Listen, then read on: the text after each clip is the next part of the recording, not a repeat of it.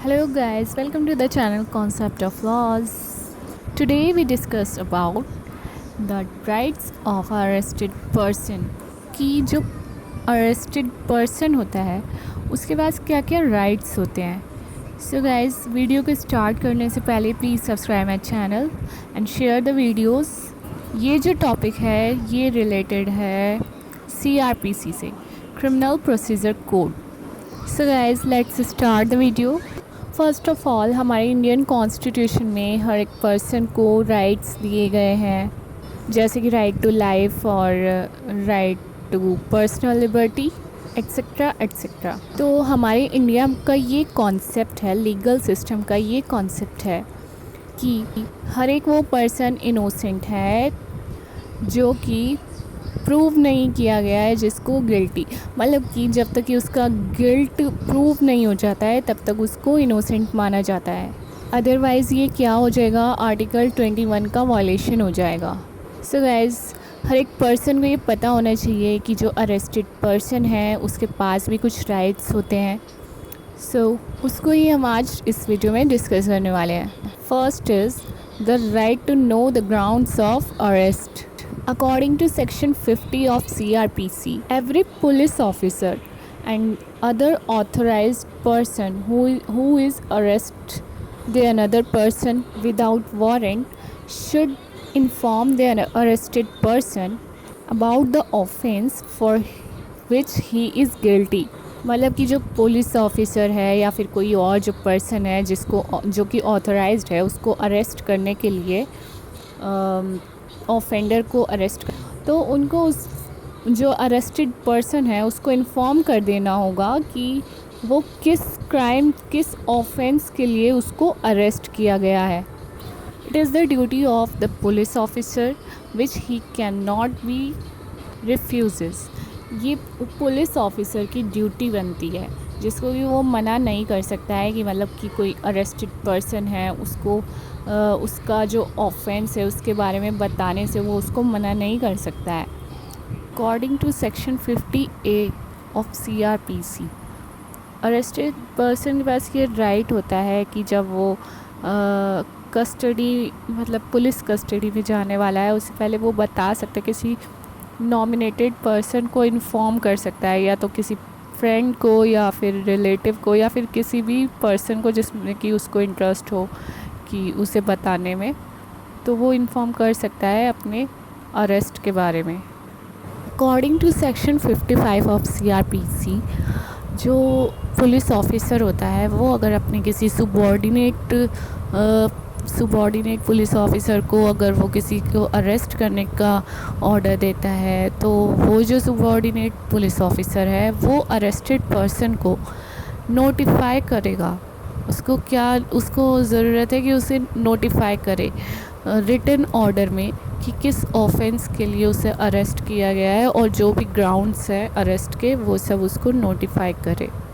According to section 75 ऑफ CRPC, police officer और जो अदर ऑफिसर है जो उसको अरेस्ट करा है अरेस्टेड पर्सन को, उसको नोटिफाई करेगा कि उसका जो ऑफेंस है उसके बारे में, और साथ ही उसको वारंट दिखाएगा, शो करेगा कि ये उसके अगेंस्ट में वारंट है अगर उसकी रिक्वायरमेंट होगी तो. इनफैक्ट जो हमारा आर्टिकल 22 क्लोज 1 है इंडियन कॉन्स्टिट्यूशन का, वो भी इस चीज़ को स्टेट करता है कि कोई भी जो पुलिस ऑफिसर है वो अरेस्टेड पर्सन को उसके ग्राउंड्स बताए बिना उसको अरेस्ट नहीं कर सकता है, उसको उसके ग्राउंड्स ऑफ अरेस्ट बताने पड़ेंगे. सेकंड राइट है right to be produced before the magistrate without unnecessary delays. According to section 55 of CRPC, जो अरेस्टेड पर्सन है, पुलिस ऑफिसर अरेस्टेड पर्सन को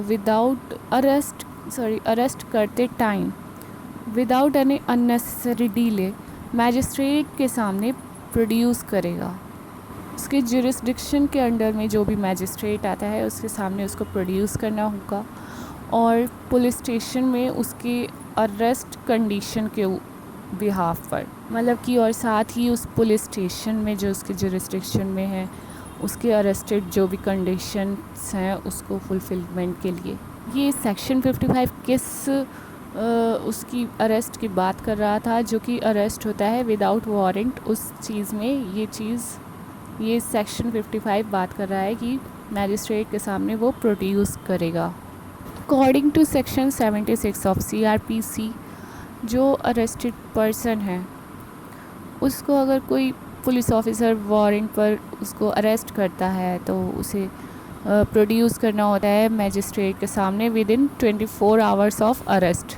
और ये जो 24 आवर्स है कैलकुलेट किए जाएंगे उस आवर्स को एक्सक्लूड करके, जो कि जर्नी होती है उस अरेस्टेड पर्सन की कोर्ट तक पहुंचने की। Hours to reach the court of justice, उस आवर्स को एक्सक्लूड करके जो 24 आवर्स हैं उसके अरेस्ट के, तो उसमें उसे प्रोड्यूस करना होता है। आर्टिकल 22 सब close 2 of Indian constitution states that ये अगर कोई जो पुलिस ऑफिसर है वो विद इन 24 आवर्स मैजिस्ट्रेट के सामने अरेस्टेड पर्सन को प्रोड्यूस नहीं अगर करता है तो वो लायबल माना जाएगा रॉन्गफुल डिटेंशन के लिए। थर्ड राइट है rights to be released on bail. Sub section 2 of section 50 CRPC का ये कहता है कि अगर कोई पुलिस ऑफिसर किसी पर्सन को विदाउट वारंट अरेस्ट करता है किसी ऑफेंस के लिए, जो कि कोई कॉग्निजेबल ऑफेंस नहीं है, मतलब कि वो बेलेबल ऑफेंस है, so he shall inform him that he has a right of release on bail. Right to release on bail, उसका ये राइट है कि वो बेल पर अपने आप को रिहा करा सकता है और कुछ जो श्योरिटीज़ होते हैं उनकी अरेंजमेंट वो कर सकता है अपने बिहाफ पर। फोर्थ राइट है rights to a fair trial. इससे रिलेटेड कोई भी प्रोविज़न CRPC में नहीं दिया गया है, बट ये डिराइव किया गया है कॉन्स्टिट्यूशन से एंड अदर जो जजमेंट्स होते हैं उनसे। जैसे कि आर्टिकल 14 है इंडियन कॉन्स्टिट्यूशन का, वो क्या कहता है, all persons are equal before the law. It means all the parties to the dispute should be given equal treatment. हर एक जो पार्टी है, जो डिस्प्यूटेड मैटर चल रहा है, प्रोसीडिंग्स चल रही है, उसमें जो पार्टीज़ हैं दोनों पार्टीज़ को इक्वल ट्रीटमेंट दिया जाएगा, क्योंकि कोर्ट के सामने हर एक पर्सन इक्वल है। The principle of natural justice को फॉलो करना चाहिए। The principle of natural justice should be considered in respect of both the parties. Right to a speedy trial recognise किया गया था इस केस में Husan Nara Noor versus home secretary state of Bihar. The court held the trial is to be disposed of as expeditiously as possible. Fifth right है right to consult a lawyer. Section 41D of CRPC ये कहता है कि हर एक जो प्राइजनर है उसका राइट है ये कि वो एक लॉयर को कंसल्ट करे, लॉयर से कंसल्ट करे और during interrogation. And article 22 close 1 ये कहता है कि हर एक जो अरेस्टेड पर्सन है उसका ये राइट है कि वो एक लॉयर अपॉइंट कर सकता है एंड डिफेंड कर सकता है by the pleader of his choice. अपने चॉइस के प्लीडर के हेल्प से वो डिफेंड कर सकता है। According to section 303 of CRPC, जब किसी पर्सन पर एलिगेशन लगाई जाती है किसी ऑफेंस को कमिट करने के लिए किसी क्रिमिनल कोर्ट में और जिसके अगेंस्ट में प्रोसीडिंग की जाती है, तो उसको ये राइट है कि वो एक लीगल प्रैक्टिशनर को अपॉइंट कर सकता है डिफेंस करने के लिए अपनी चॉइस से। सिक्स्थ राइट है right to free legal aid. According to section 304 of CRPC, जब कोई ट्रायल कंडक्ट किया जाता है कोर्ट ऑफ सेशन में और एक्यूज्ड के पास कोई लीगल प्रैक्टिशनर नहीं होता है रिप्रेजेंट करने के लिए, या फिर उसके पास कोई सफिशिएंट मींस नहीं है किसी लीगल प्रैक्टिशनर को अपीयर करने के लिए, तो कोर्ट उसको एक प्लीडर देती है the court appoints a pleader on his behalf state के एक्सपेंसेस पर।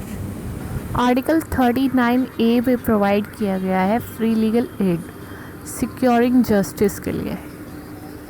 एक केस था Khatri versus Bihar, state of Bihar, जिसमें ये बात हाइड की गई थी कि जो इंडिजेंट एक्यूज पर्सन है उसको फ्री लीगल एड प्रोवाइड किया जाएगा। अगर स्टेट ऐसा करने में फ़ेल होती है तो ये पूरा प्रोसीजर जो है, होल प्रोसीजर वॉइड माना जाएगा।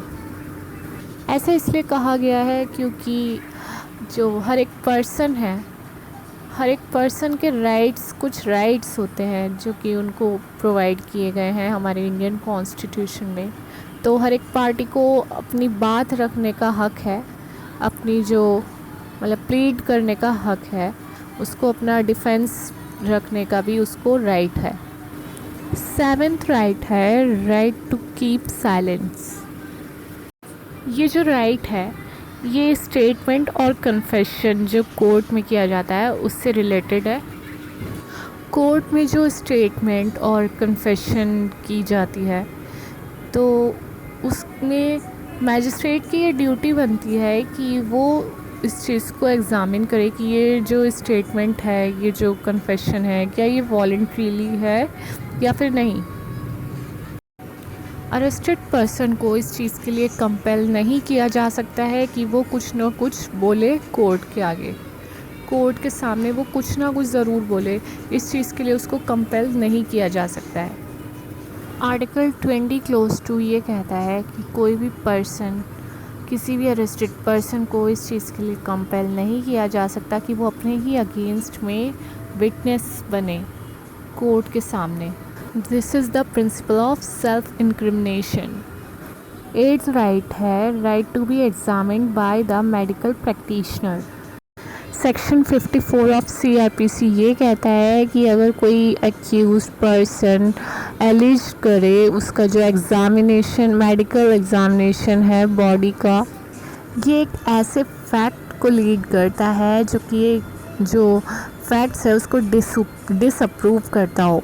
मिशन ऑफ एन ऑफेंस, उसका जो ऑफेंस है उससे रिलेटेड, जो कि ऐसे फैक्ट को लीड करेगा कि वो जो ऑफेंस है वो उसकी बॉडी से अगेंस्ट किसी अनदर पर्सन, किसी अनदर एक्यूज ने किया हो। तो कोर्ट ऑर्डर देती है उस जो अनदर पर्सन है उस एक्यूज्ड का मेडिकल एग्ज़ामिनेशन करने के लिए। जब तक कि कोर्ट सेटिस्फाइड नहीं हो जाती है कि कहीं ये चीज़ कोर्ट के जो जस्टिस है उसको डिफीट करने के लिए तो नहीं किया जा रहा है। Now we discuss the other rights of arrested person.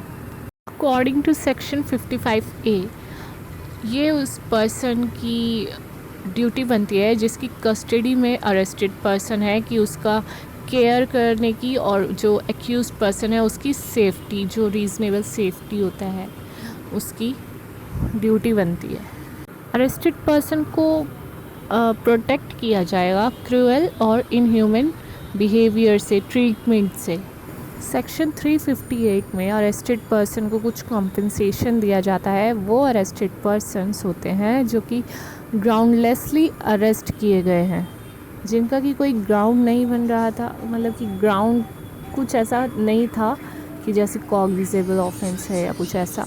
Section 41A ये कहता है कि उस जो अरेस्टेड पर्सन है उसे नोटिफाई किया जाएगा कि उसे कोर्ट में कौन सी डेट को कब पेश होना है, वहाँ पर अपीयर होना है। सेक्शन 46 ये स्टेट करता है कि जो अरेस्टेड पर्सन है उसका अरेस्ट का जो मोड है, कि उसको फिज़िकली टच करके अरेस्ट करना है या फिर बॉडी को उसको टच करके, उसको फिज़िकली टच करके उसको अरेस्ट कर सकते हैं, या फिर कि कहने का ये है कि कोई भी पुलिस ऑफिसर उसका डेथ नहीं कर सकता है अरेस्ट करते टाइम। इतना उस पर क्रूएल्टी नहीं करेगा कि उसकी डेथ हो जाए, जब तक कि वो बंदा, वो जो पर्सन है, एक्यूज्ड पर्सन है, कोर्ट के थ्रू उसको डेथ सेंटेंस या फिर लाइफ इम्प्रिजनमेंट नहीं मिला हो, तब तक वो उसको ऐसा क्रूएल बिहेवियर नहीं कर सकता है कि उसकी डेथ हो जाए अरेस्ट करते टाइम। सेक्शन 49 ये कहता है कि डिटेंशन विदाउट अरेस्ट, मतलब कि जब अरेस्ट नहीं किया गया हो, अरेस्ट नहीं करना था और उसे डिटेन किया जा रहा है, तो ये जो अरेस्ट है ये इलीगल माना जाएगा। तो ये कुछ राइट्स हैं जो कि अरेस्टेड पर्सन को मिलते हैं। तो I hope you like the video. So guys, मिलते हैं नेक्स्ट वीडियो तक, लिए बाय बाय, टेक केयर।